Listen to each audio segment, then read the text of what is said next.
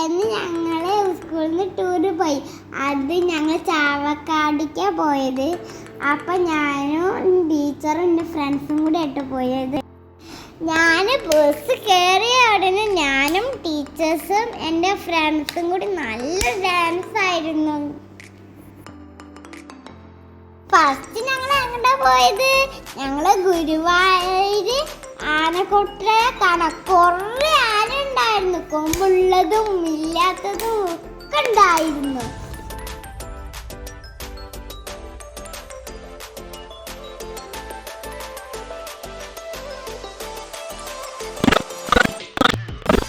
പിന്നെ ഞങ്ങൾ പോയത് ഫിഷിന്റെ എക്സ്പോ കാണാൻ.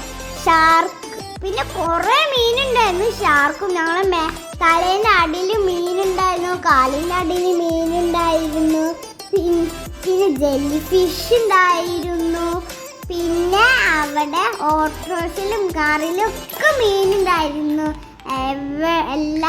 പിന്നെ ഞങ്ങൾ തലേൻ്റെ മേലെയും അടിയിലും പിന്നെ ഞങ്ങൾ ഷാർക്കിനെ കണ്ടു.